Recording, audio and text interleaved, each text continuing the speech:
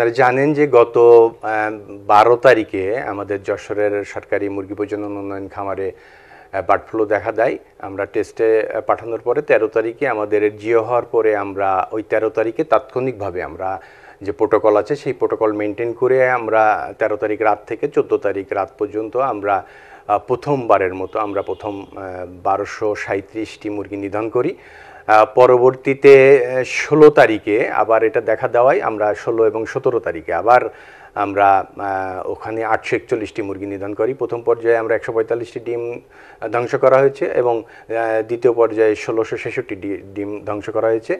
এই avian influenza যশোরে হওয়ার পরে থেকে আমরা সমস্ত খামারিদের সতর্ক করছি এবং যাতে করে তারা যারা বড় বড় খামারি আছে তারা যাতে ভ্যাকসিনটা করে নেয় সেই ব্যাপারে আমরা তাদেরকে পরামর্শ প্রদান করছি।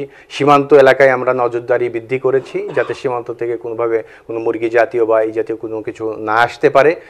আর সমস্ত জায়গায় আমরা সেভাবে সতর্ক করছি খামারদের। এতে ভয়ের কোনো কারণ নেই। বাংলাদেশে যেটা হয়েছে এটা লো প্যাথোজেনিক, সুতরাং আমরা এদের কোনো ভয়ের কারণ নেই, আতঙ্কগ্রস্ত হওয়ার কোনো কারণ নেই।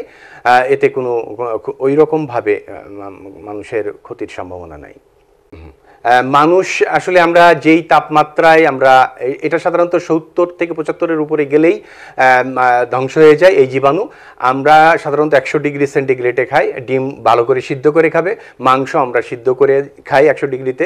সুতরাং এখানে ভয়ের কোনো কারণও এই জীবাণুগুলো ধ্বংস হয়ে যায়। তবে অসুস্থ জিনিস আমরা খাবো না, অসুস্থ জিনিস আমরা পরিহার করব, এটাই হচ্ছে বিষয়। হ্যাঁ, আমরা খামার পরিদর্শন করছি। সকল আমাদের উপজেলা অফিসারকে নির্দেশনা দেওয়া হয়েছে ইতিমধ্যেই নজরদারি বাড়ানোর জন্য, শুধু ওটা না, এবং বাজারগুলোতেও নজরদারি বাড়ানোর জন্য তাদের নির্দেশনা দেওয়া হয়েছে।